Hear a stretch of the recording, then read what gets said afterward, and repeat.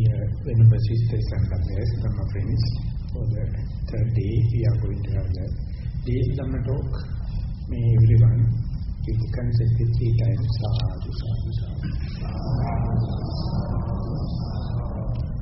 Namo tasse bhagavato arahato samma sambuddhasse. Namo tasse bhagavato arahato samma sambuddhasse. Namo tasse bhagavato arahato samma sambuddhasse. Ehi tvam bhikkhu indriyesu buddhaddharoti cakkuna rupandisva ma nimittaggaayoti mam vyanjanaggayi hoti yattvaadi karanametam asangutam virantang abhijja domanassa papaka akusala dhamma anvasriyum tassa sangrahaya patipajjata rakhata cakkundriyam cakkundriye sangvarang apajjati iti. Dear Dhamma friends, we have taken this discourse, namely the Ganaka Moggallana Sutta, from the Majjhima Nikaya, and we are going to take topics day by day according to the same particular discourse.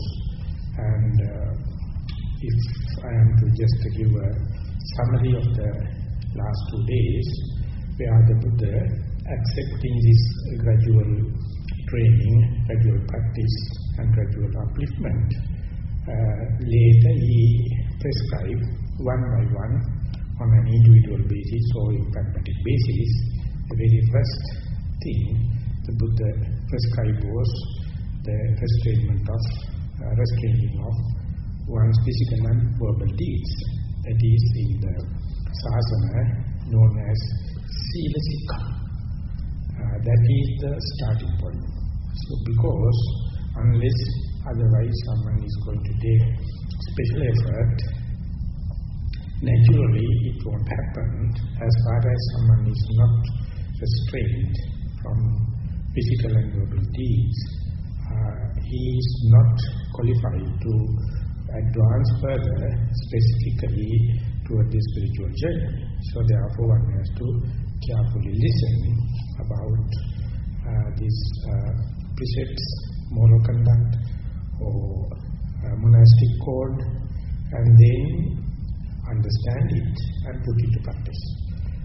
The early part is to do away with the transgressional kind of defilements, unless otherwise you will be violating the social code, as well as you are also putting yourself in trouble in time to come. So end up with one's own self-criticism or criticism from others, or falling into trouble with the existing civil law, at least, otherwise falling into the nether world after this life. These are the consequences. Knowing that if someone restrains, generally one can say one can live a life without much of a fear or much of a frustration, without much of a mental tension. So therefore one has to understand the existing depression or frustration or tension may be during the present and the past misbehaviors of the physical and verbal. Those, so therefore now it is high time to restrain them. So that is the first and foremost message. That's the starting point. It is like putting a parapet wall to the city that you are going to live, so that there may be kind of a protection. And once that is established, and then the Buddha is prescribing yatoko brahmana bhikkhu sīlavā hoti. As far as that particular bhikkhu or monk or the practitioner maintain own precepts or moral code, patimokka samvata viharati, that means as a bhikkhu is abiding by the moral code, Achara Gochara Sampanno, is context, very concerned about the social context and never violate and transgress social norm. Anumattesu Vajjesu Vaidasyavi, he is very keen about even towards slightest mistake, Samadhaya Siddhati Siddhapadesu. According to his own capacity and the potential, he accept or administer precepts and keep on practicing. When that is assured, then the Buddha prescribing the restraining of the faculties. So therefore, this is now onward, is going into more deeper senses and subtle areas. So one must have basic qualifications, something like Sila Samvara, that is physical and verbal restraint, and then only one can go into the deeper layers, something like restraining of the faculties. So from the Indian historical point of view, they had the basic understanding that our senses are misleading us. What we see are not there. What is there, we can't see. So therefore, what we see is not really representative, not credible. Therefore, our senses are not much credible. And it was one of the core understanding had in the spiritual circles in the East. And as far as the Western psychology also concerned, Rene Descartes, he himself presented this dependability or credibility of our senses are questioned.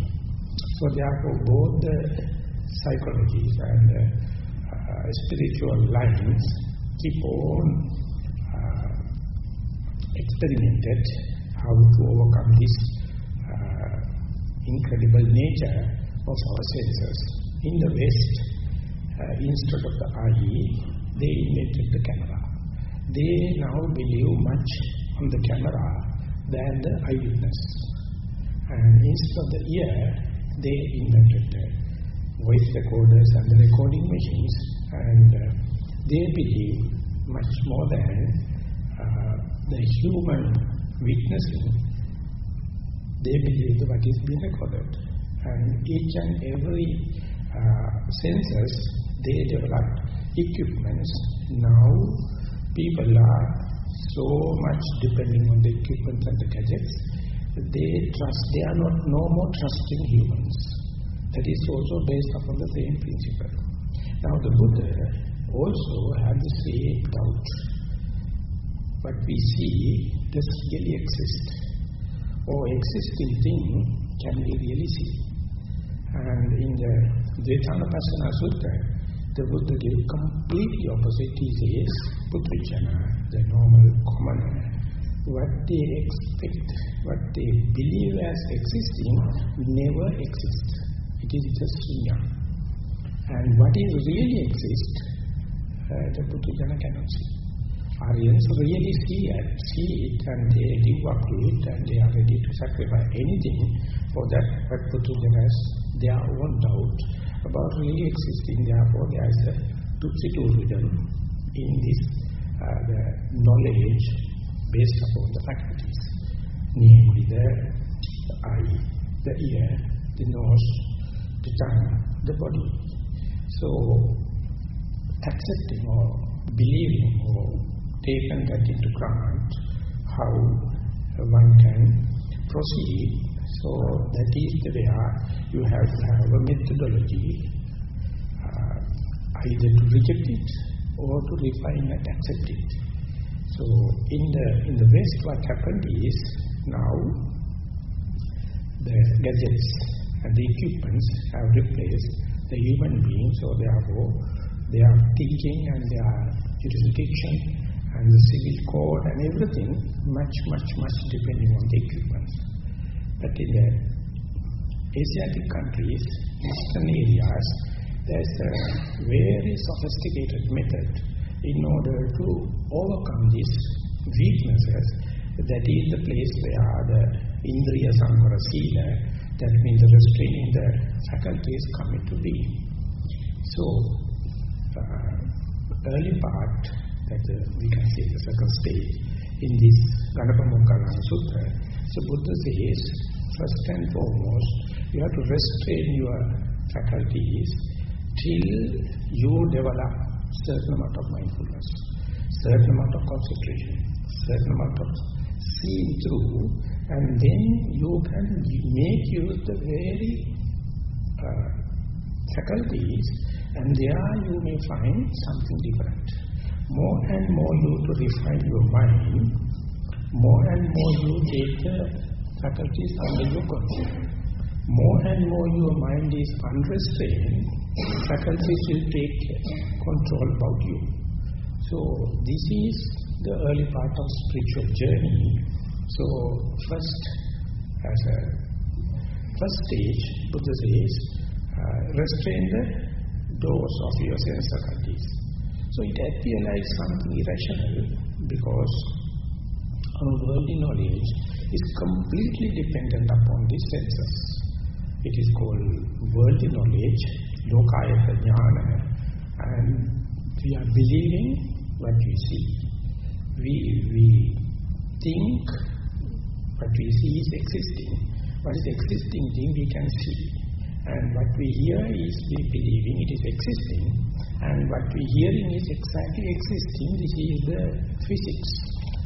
So, in order to disprove or to prove, the Buddhist way is put forward a null hypothesis that what the faculties are showing not existing. So your whole spiritual life is to prove your null hypothesis. So this is from the outset that we like a nihilistic, destructive. So when we are talking about the restraining of your physical and verbal deeds also, talks are very dry, very difficult to absorb, because it is something, a null hypothesis. Our mind is very happy to see positive and productive and creative, so much so it is get involved and considers this is my knowledge, this is my discovery, and this is my so and so you develop conceit. But when and where you put forward with the null hypothesis, hardly any person can understand how to continue with, how to continue this regularity towards the practice. So, Indriya Samvara Sila, that means the restraining of faculties, therefore is very tricky. And I would like to quote two particular suttas where the Buddha made this as the main issue. Of course, in the Ganaka Moggallana Sutta, it's a part and parcel of the total syllabus. In the, of course, whatever may be the practical destiny is the same. So, if you are to go to the last particular sutta in the Majjhima Nikaya, it is known as Indriya Samvara Sutta. And there, one has to accept if that particular person is ready to or prepared to accept Sila Samvara, that is physical and verbal deeds. And when and where he is progressing towards the restraining of the faculties, as a beginner, the Buddha says, when and where you see a visual form, a liking or disliking, or in between, like and dislike can happen. When and where you are encountered with, avenued with, face-to-face with, the form, if you are to continue that particular seeing, it must give kind of a food for your mental effort, that means liking or disliking or neutral feeling. So when and where this liking and disliking happens or neutral feeling happens, it must be so sharp to catch it as early as possible. That is what you call Indriya Samvara. So, when and where you see a lovable, agreeable, desirable object, if you are unmindful or if you get really absorbed with that particular thing, you may fail to see you are now with the coloration of liking, desirability. So, as far as you do not know it, you keep on entertaining that particular form, that particular shape, and you keep on observing its own signs and features in detail, so much so the craving develops or craving increases. Ultimately, you do not know after a certain limit, you see what you wish to see rather than the particular object. So this shifting from what you see that you are, or what you are observing now is not really existing over there. It is camouflaged, it is exaggerated, it is shaped according to your liking and disliking. That happens behind the veil of disliking. So therefore, unless otherwise you are aware of it, you are beware of it, this immediate liking and disliking, after a certain time, you will be taken into this whirlpool and vortex. Ultimately, you believe that you see is existing, but it is not. It is a mere projection, or it is a mere perception that you have. So therefore, whatever you are going to say is a half truth, not the truth. It appears like eyewitness, but it is a half truth because your mind is diluted. Your mind is not sharp enough, not neutral enough to give a witness. So when this process happens, first you get the sight of that particular form or particular shape. As far as when you are observing a visual object, that means you have a valid, healthy eye or eye sensitivity, and in front of you, you have a form, a concrete one, a solid one, and seeing happens. When it is happening, you must understand, sounds are there, your eardrum is very sensitive. That also can take place. And some smells are there, and your nose also ready to function. There may be some tastes, and your taste buds are sensitive to that. And you may be sitting or standing, and your sensitivity of your skin, the body, may be contacting some other materialistic thing, and your mind may be thinking about daydreaming, fantasizing, whatever may be. So now 6 things are there, or 6 faculties are there, and 6 objects are there. When all these 6 having if it is an equal chance, how one can continue to be a seer? There should have a kind of a selection, domineering capacity of the eye to see that particular object. And while you are fabricating, while you are tasting particular form, there should have a kind of a suppression towards the sounds from your ear door. There should have a kind of a suppression to the nose with the smell and the taste and the touch and the thinking. So therefore, there you have to understand the unfair game is happening. As far as you are in the liking or disliking, that is the delusion, that's the camouflage, that's the fabrication.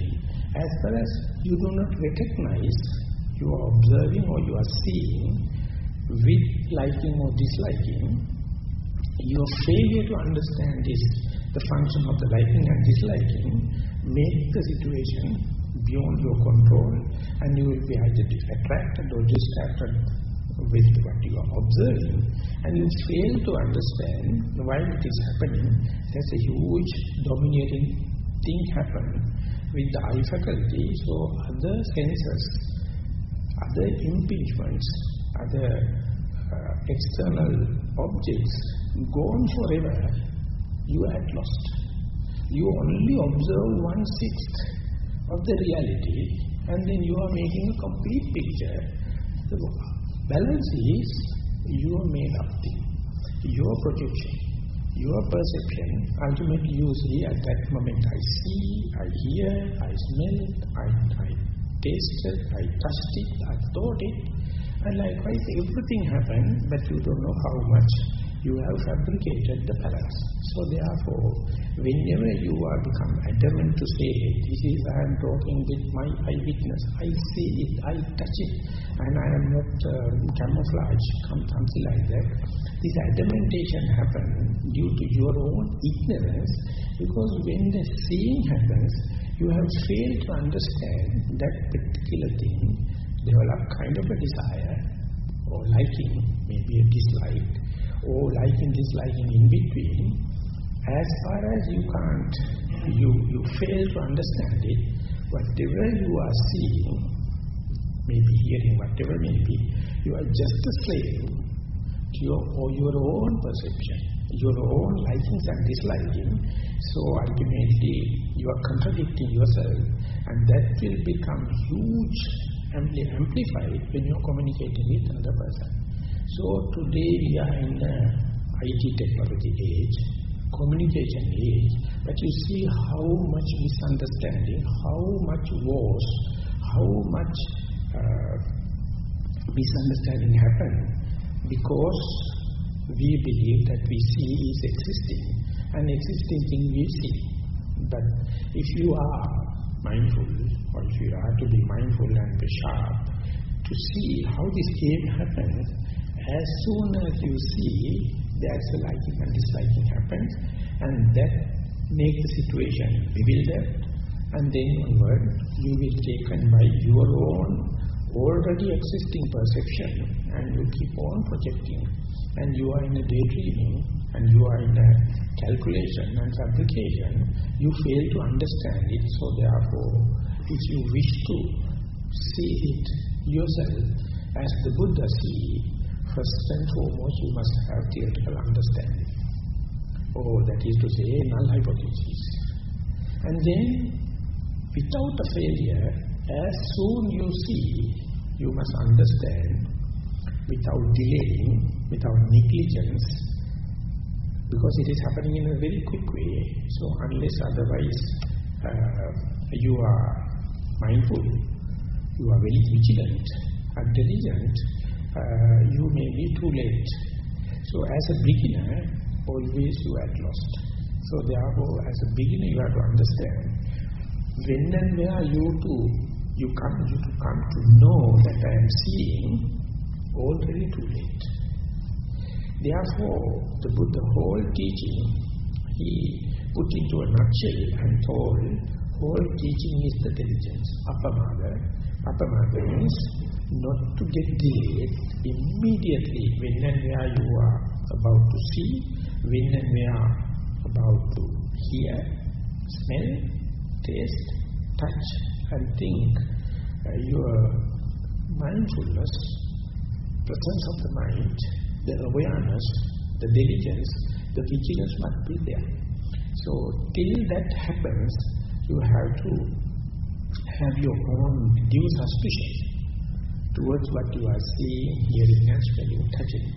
So at the beginning, therefore, you have to have a huge faith or kind of acceptance of what the Buddha is going to say. And not only that, and then onward you have to put that into practice with so much of mistakes, so much of trial and error. And by keep on practicing with so much of failures and disappointments and the boredom and the monotonous failure, when you keep on practicing, the Buddha says, within this life, within 7 days, that can be verified. The moment you are going to verify, it's a crystal clear benefit of your appamada or mindfulness or your awareness. So therefore this mindfulness is not the end of our journey, it's a tool. So while till you are developed enough amount of mindfulness, keep these sense faculties under control, and otherwise it is not to deprive you as very valuable seeing and hearing and smelling and touching. But till you develop a certain amount of mindfulness, if you are going to open doors, they will capitalize your attention, your likings and disliking. Ultimately, there won't be much enough time for the time mindfulness to happen. You will be slave to the whatever seeing, hearing, smelling, touching. So that is very thesis. The teaching very easily you can test and taste in walking meditation. In the walking meditation, you are supposed to walk in the same area, and area must not be complicated with different visions and sounds and all the kind. It must be very simple. The best is lawn with sand or sand bed, and it must be even, and it must be simple. And while walking, what you are going to do is try to feel the touching sensation or impact of the earth on your sensitivity of the skin or the soul.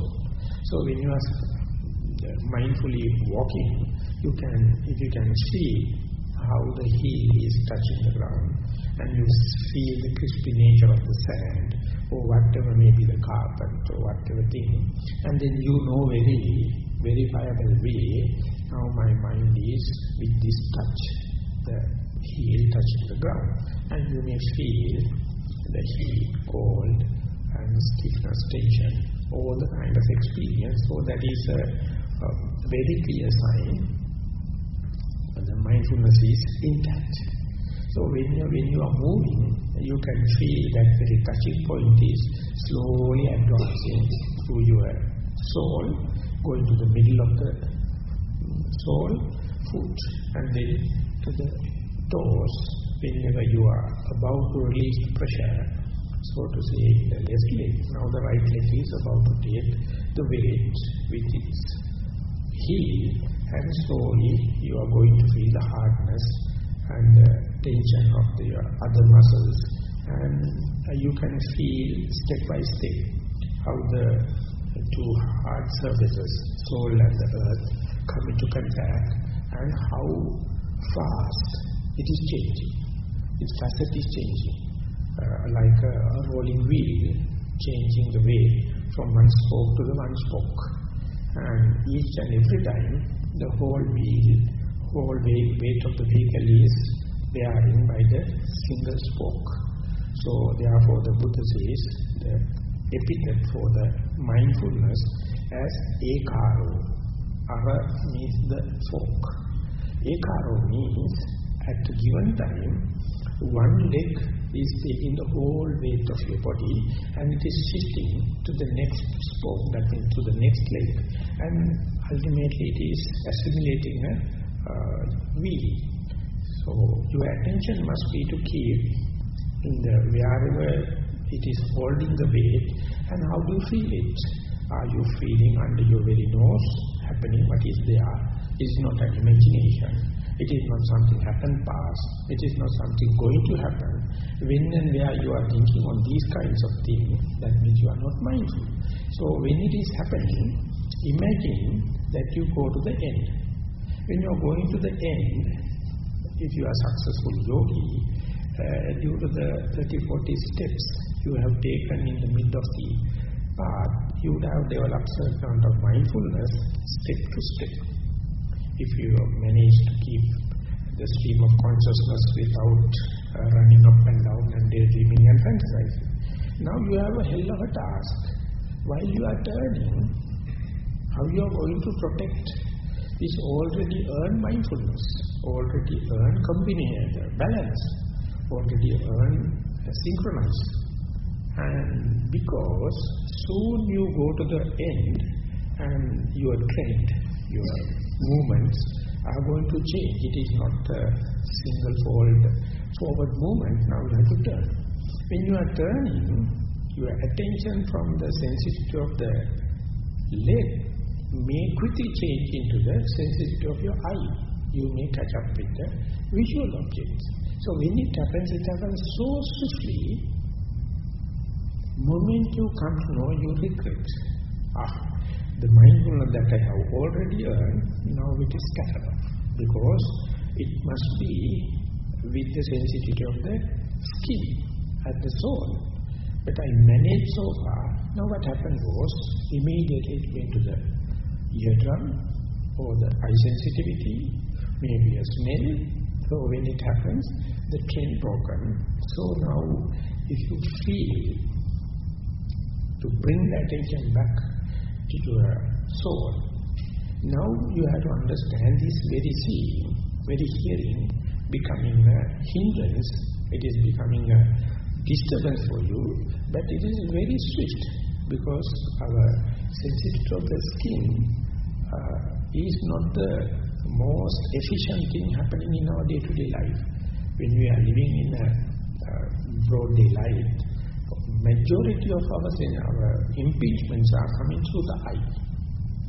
We being humans, we must have the vigilance in order to have the security.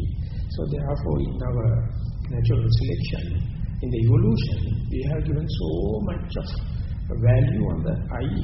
So therefore our mind is security-minded mind, is not much happy with the touch of the ground. Of course it is good for the mindfulness, because it is very straightforward, but immediately it will be taken into the eye.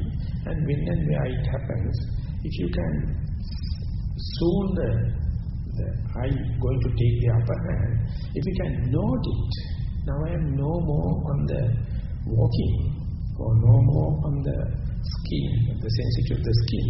Now I am in seeing, or I am hearing, maybe smelling, whatever may be. You may find how tricky you to be quickly not seeing as seeing, hearing as hearing. Even if you manage to see, manage to catch the seeing, a regret may happen. It was a failure.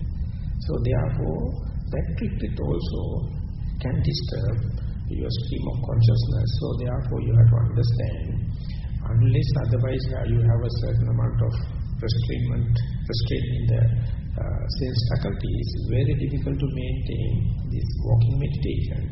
But this is not a personal mistake of you. This is not a breakage of your precepts. This is a test. This is a challenge. That is how Indriya Samvara, or restraining of faculties, introduced to a yogi who has little bit of mindfulness, and pay the value, understand the value of the mindfulness, and see how the seeing going to disturb you, hearing going to disturb you. So therefore your task, this challenging task, is to how to maintain this already developed mindfulness while you are turning. That is called posture junction. Your posture was to slowly moving forward. Now you are turning. While you are turning, a lot of accidents can happen. It is like when you are going to take a turn of your vehicle from the motorway to the exit. If you are to take an exit, you can't do it immediately. You have to be prepared, otherwise the vehicle coming behind and the front will get upset. So therefore, if you know that you are going to take a such and such exit, you can be prepared.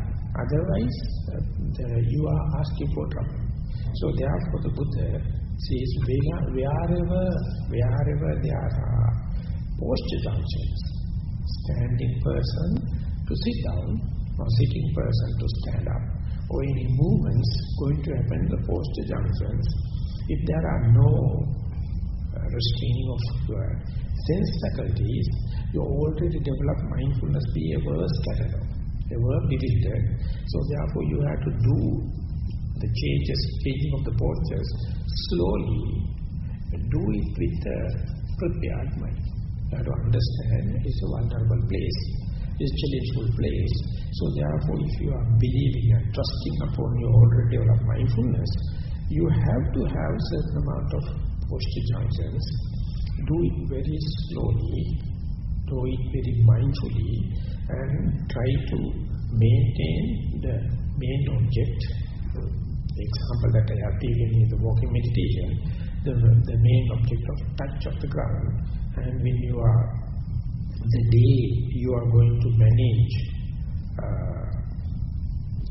to maintain the mindfulness, you will understand how to maintain this restraining of the faculties. There the Buddha gives certain amount of hints. He says, whenever while you are turning in the posture junction, if you are to see accidentally or by mistake an object, a form, if you are going to see detail of that form, if you are going to see particular features of that form, so much so your original mindfulness will be distracted or disturbed. So therefore, Chakuna Rupandiswa, whenever you see a visual object, Ma Nimittagayoti, don't try to take signs of it. And Ma Nubhyanjanagayoti, don't try to go see the features. That means you are going to give detailed attention to what you are seeing. That means your mindfulness or the recovery capacity of the mindfulness of the leg will be changed, will be distracted. So therefore, Mahanimittagayoti, Mahanubhyanjanagayoti, Yattadikarna metang asangutang virantang uppaditi papakavasladamma. Unless otherwise you restrain, each and every chance there are possibilities for the defilements to arise, covetousness and the regret. If you are concerned not to give a chance for this covetousness and regret to arise, you have to trust the already developed mindfulness and try to keep as much as possible with the touch of the ground, but not like in the middle of your path. At the end, there are a lot of chances for the seeing to happen, hearing to happen, but even if it happens, you must restrain in such a way, even if you are an eyed person, behave like a blind person. That's a poetic way of presenting the same. Things are come and impinge on your sensitivity of your eye or your sensitivity of the ear.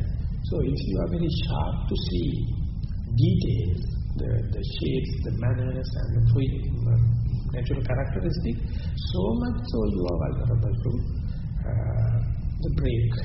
vulnerable and break the mindfulness. So behaving, even though you are a right person, behaving like a blind person, you of course in the society you are quite unsocial. You are not up to the mark. So therefore it is becoming a very personal matter. Even though you have very lucid, effective, good eyes, even though impingements come and strike on the eye, the human mind, the restrained mind, can behave in such a way like a blind person because you know what you have to maximize. If you are not restraining, definitely the impingement from the eye may be more crucial for your security, more crucial for your development, more crucial for your creativity. So therefore the untrained mind is always happy to pull into that side, and you have 1,001 reasons to justify them. But as far as you are a person well instructed, as far as you are a person prepared, as far as you know the advantages and the disadvantages, whenever you are going to restrain in such a way, then and only then you will understand so far in our life, maybe in the samsara throughout, how much we promoted each and every scenery, each and everything to see, each and everything to hear, smell, taste, touch, and daydreaming. When you're back at home, you can calculate how much money you invested upon the visual things at your home. How many amount of money you invested on the musical instruments and the sounds. How much you are spending on the smells. How much you are spending on the tastes. how much you are spending on the luxuries of the weddings and the cars, that kind of thing, how much you are in daydreaming and on your pet issues, and under such circumstances, what is the state of mind? And we call in the normal social norms, if you have a lot of visual objects at home, if you have a lot of sounds and sound instruments at home, you are rich. But from the point of view of the Buddha, the picture that the Buddha was going to paint, he says, we are so poor, we are so slaved at home, we can't keep our stream of consciousness. We don't know we are working with whose agenda. We don't know next moment I am going to be a seer or hearer or person smelling or touching or tasting. We have disciplined our life according to different sections, and we call I am master of that side and this side. But as far as the next moment is concerned, no agenda. Not a single one can say, I have control upon these senses. So you see the vulnerability in your worldly sense, in your, that is to say, worldly knowledge is concerned, you will be very happy to have different shapes and the different colors. And you will go in search of it. And you are happy to have them for your children. Happy to have them for your disciples and the colleagues and the parents and kind of thing. And different sounds. But the Buddha, out of total compassion, he said, just go into a forest. Sit under a tree. Go to a place, there are no that kind of foolish fellows going behind the sense pleasures. That is called Sunyagara. So coming to a Sunyagara itself is revolution. We know how difficult for us to make a decision to go for a retreat. And even if we have the desire, you must have so much, a lot of other amenities and the opportunity to come. And when you come there, so much of rules and regulations. And very difficult for someone to understand why we are going for self-imprisonment or open prison camp by our own will. That is the way it is observed by the outsiders. In that sense, we are mad fellows. We are in an asylum. Because by our own will, we are restrained. All the rest of the world is chasing behind so much of visual objects, so much of shapes, so much of forms, so much of sounds, smell, taste, comfort, and daydreaming and thinking and fantasizing. So this is the place where the yogi, the practitioner, come into being. So quickly, in a given moment, you will be a yogi or a restrained person, and next moment, completely you will be in bewilderment. So no one has any authority upon the other person. Each and every person, more and more you practice, you understand all the achievements, all the gains in the worldly sense have a different meaning to the yogic life, to the monastic life. So it comes very prominently or in a very conspicuous way whenever you are going to give a certain thought about the restraining of your own faculties. And the day you understand it, and if once you convince, if you are going to teach this into your children or the disciples, then you may find a hell of a gap in the communication. Because it is ever promoted, advertised, and our information technology is totally for the bewilderment. They never thought about restraining, then information technology is no more information technology. So this point is the place you become introvert or extrovert. The science, through this René Descartes' idea, they went to the machines and they are accumulating so much of information, and you are exploring more and more to the space outer. Go to the Saturn and the Moon and the space odyssey. But the Buddha used exactly the same scientific method. The difference is it is inwardly. And each and every door, the eye sensitivity and the eardrum and your nose, sensitivity of the nose, the taste buds and your skin are the limiting thing, are the decisive. When and where you are outside of it, you will be a scientist, you will be genius in different knowledges, but you lost yourself to the present moment. Moment you are concerning within, whatever it happens, you may understand how it is bewildered, how difficult it is to take under control, not just taking under control, even to take this challenge. I must observe how the mind is jumping from ear to the eye, to the nose, to the tongue. The Buddha has mentioned it is like a mad monkey. Mad monkey jumping from one branch to the other branch without any calculation. Just see and jump. And that's it. So inside we have so much mad monkey. So whenever restrainment going to happen, monkey develop double madness.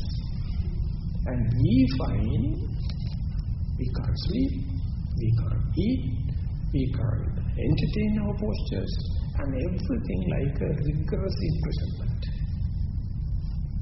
So therefore, it is not becoming a popular thing, easily understood. If the whole world is going to practice this, it will never happen on the earth. Always it is a minority. And even with so much of failures. But it's not a total failure. Buddha has assured, if you are giving us serious thought, first restrain your faculties, restrain your physical and verbal deeds, so that you may be more and more introvert within yourself, and then give the attention to these sensitive areas like eye sensitivity, ear sensitivity, nose, tongue, the body and the mind. And when that becomes a task, you find how vulnerable you are. But I would like to give another quotation. There, if you are aware of it, if you understand it, you find task is not so complicated, task is not so difficult, because we don't know. One day, an elderly monk known as Maha visited the Buddha, and he told, and they, according to your instruction, I like to go into a forest or under a tree and into a place where there is no much of people with the sensual pleasure. So before going, please give me a meditation instructions. Then the Buddha outright he told, I have already given, still individually coming and asking, it is a nuisance for me, like he rebuked him. And anyway, after that there is a dialogue, that is what I would like to bring. Then the Buddha asked, okay, I am going to ask some questions, answer as you like. Buddha said there is a kind of visual object, form, you can see with eye, you have never seen. And you have not seen now also. You are not looking at also. In future also you are not going to look at it. Whenever such a form is there, can there be any defilement arising out of that kind of a form? You have not seen, you are not observing now, and you are not, it is not seeing and looking, and future also you are not going to look at it. Then the Maha says, no, under such circumstances, these forms cannot be any problem and can't create any defilement. And then the Buddha asked, there's a kind of a sound that you can hear from your eardrum. You have not heard, now you are not listening, now you are not hearing, in future also you are not going to hear. Under such circumstances, can that sound create any defilement or any bewilderment to you?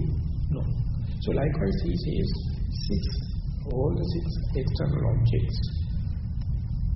And Maha Buddha gave a negative answer. That means Indirectly Buddha says, all the defilements happen here and now. So, when we are taking our regret, when we are taking our mental tension, when we are taking our remorse, how much we are worrying about the past and the future, that very worrying is the only defilement, otherwise no defilement. The Buddha is ruling it out, past and the future. But untrained mind has so much of frustration, so much of regret, so much of future planning, and making so much of sleepless nights. So the one part is, all the defilements are arising here now. And in the early part of the talk, I mentioned, as far as you are seeing, your ear cannot create any defilement. Your nose cannot create any defilement. Your tongue, your body and the mind. So therefore, as far as you know you are seeing, according to my vocabulary, your ear is already enlightened. Your nose is already enlightened. Tongue is already enlightened. Body is already enlightened. Mind is already enlightened. Only thing is you don't know. Because that very seeing is bewildering you, defiling you, and you become in darkness. And you are suffering for the past and the future, for the nose and the tongue and the body and the mind and everything, because you don't know how to pinpoint where is the fountain, where is the root cause for the suffering. Imagine, now you are in the walking meditation, the same example I have taken. You are going left leg, right leg, left leg, right leg. And if you manage to keep the touch with the ground, as far as you know by the left leg is touching, I know I am on the left, you note it as left leg, and you feel the stiffness, tension, movements, and the hardness. And as far as you know the real nature of it, there cannot be any greedy or desire for what you feel. There cannot be any hatred to what you feel. There cannot be any bewilderment because you know it is left leg, not the right leg. So therefore, while you are walking, you are verily know, you note it. And that is, you feel the stiffness, tension, hardness. And there, you make sure no defilement. So at that time, ear is not making any defilements, eye is not making defilements, nose is not, tongue is not. The bodily touch is there, you clearly know counterparity. They are not leading to raga, dosa, moha. And the mind also fully engaged in it. So this is the maximum what you can do. So therefore, one thought moment, that while you are walking in walking meditation, if you know, now I am in the right leg and my heel is touching the ground, I feel the cold, I feel hardness, I feel the crispy nature. And as far as you know it, this indicates so much of layers of defilement you can cut through for that thought moment. So it is so powerful. It is called Kshana Sampatti. It is called Kshana Sampatti. You are fully awakened into this very impeachments. And now you go to the end, and while you are turning, we say your mindfulness catalog, and all of a sudden it is taken by the eye. Now you see, if you manage to understand, now I am no more with the leg, no more with the touch, but I am with the eye. So there you can understand how much defilements can penetrate through the door of eye due to this visual object, whether it is a desire or hatred or neutral. So there you can understand, due to your failure to maintain the mindfulness at your leg, it has already taken upper hand and jumped into the eye. But still now it is accountable. You have bookkeeping. You know it is a desirable or undesirable or neutral.